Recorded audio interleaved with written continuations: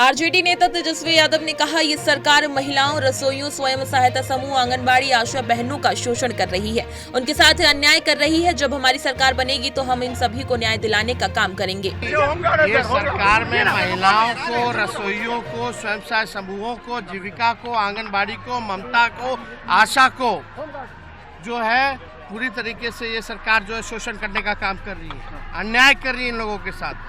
तो हम लोगों की सरकार बनेगी तो इन सभी लोगों को न्याय दिलाने का काम। आज महिला सम्मान दिवस भी है, आज महिला सम्मान दिवस बताइए, महीना में केवल 1600 रुपया, इस महंगाई के जमाने में क्या होगा इनका। नेशनल कॉन्फ्रेंस के अध्यक्ष फारूक अब्दुल्ला ने जम्मू कश्मीर बजट पर कहा, बजट बहुत अच्छा है, इसमें हर चीज को कवर किया गया है। इसमें जम्मू कश्मीर को कवर किया गया है, शिक्षा, स्वास्थ्य, पर्यटन, बिजली, सभी क्षेत्रों को कवर किया गया है। कोई भी क्षेत्र छूटा नहीं है। जो लोग गरीबी की रेखा से नीचे हैं, उनके बारे में भी सोचा गया है। कोई भी हिस्सा छूटा नहीं है। हर चीज को कवर किया है। दोनों जम्मू और कश्मीर को कवर किया है। यहाँ के एजुकेशन सेक्टर को कवर किया है, हेल्थ सेक्टर को कवर किया है, टूरिज्म सेक्टर को कवर किया है। कोई भी सेक्टर छोड़ा नहीं गया। जो पॉवर्टी लाइन से नीचे हैं, उनके बारे में भी सोचा गया है, उनके लिए भी किया गया है, और पावर सेक्टर के लिए किया गया है। बहुत अच्छी बात है। और राशन वगैरह सबके लिए मैं समझता हूँ कोई भी हिस्सा नहीं छोड़ा गया।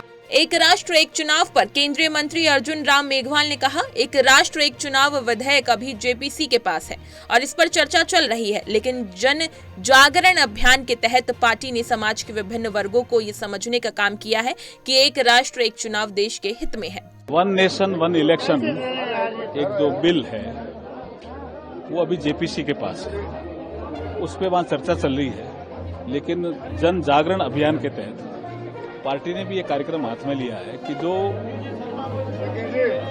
व्यापारी वर्ग है, बुद्धिजीवी वर्ग है, टेक्निकल वर्ग है, प्रोफेशनल वर्ग है, उनको भी समझाइए कि वन नेशन वन इलेक्शन देश हित में, ये देश हित में लिया गया निर्णय है। और सभी लॉ कमीशन ऑफ इंडिया की, इलेक्शन कमीशन की सभी रिपोर्टें हैं, नीति आयोग की सभी रिपोर्टें मौजूद हैं। इसलिए आज की वर्कशॉप थी, इसलिए हम इस कार्यक्रम में। भाजपा सांसद संबित पात्रा ने कहा, आज मैं पुरी में प्रधानमंत्री द्वारा स्थापित जन औषधि केंद्र पर हूं। आज 7वां जन औषधि दिवस मनाया जा रहा है। प्रधानमंत्री नरेंद्र मोदी ने पूरे भारत में अब तक ऐसे 15 केंद्र खोले हैं। भारतीय जन औषधि परियोजना के तहत गरीब और आम लोगों को सस्ती कीमतों पर जेनेरिक दवाइयां मिल सकती हैं। इसमें 50 से 80% तक की छूट मिलती है। यहाँ 2700 तरह की दवाइयां उपलब्ध कराई जाती हैं। प्रधानमंत्री नरेंद्र मोदी ने 2027 तक पूरे भारत में ऐसे 25,000 केंद्र खोलने का लक्ष्य रखा है। आज मैं पुरी में माननीय प्रधानमंत्री द्वारा स्थापित जन औषधि केंद्र में हूं। आप जानते हैं आज 7वां जन औषधि दिवस भारतवर्ष में मनाया जा रहा है और प्रधानमंत्री नरेंद्र मोदी जी ने पूरे भारतवर्ष में आज तक 15,000 ऐसे केंद्र खोले। मुख्यतः यह जो जन औषधि केंद्र है, भारतीय जन औषधि परियोजना के अंतर्गत गरीब और साधारण लोगों को कैसे सस्ते में जेनेरिक मेडिसिन मिल सके। 50% से 80% डिस्काउंट मिलता है इसमें, क्योंकि ये जेनेरिक मेडिसिन होती है। और लगभग 2700 दवाइयाँ ये उपलब्ध कराई जाती है। कैंसर की दवाइयाँ, डायबिटीज़ की दवाइयाँ, बुखार की दवाई, उल्टी की दवाई और तरह तरह की दवाइयाँ, यहाँ 2700 प्रकार की दवाइयाँ उपलब्ध की जाती है रिबेट के रेट में। भाजपा नेता राम कदम ने कहा, भैया जी जोशी का भाव समझिए। घाटकोपर एक ऐसा इलाका है जहां गुजराती बोलने वाले लोग अधिक हैं। उनका केवल इतना ही कहना था कि वो लोग आपस में गुजराती में बात करेंगे।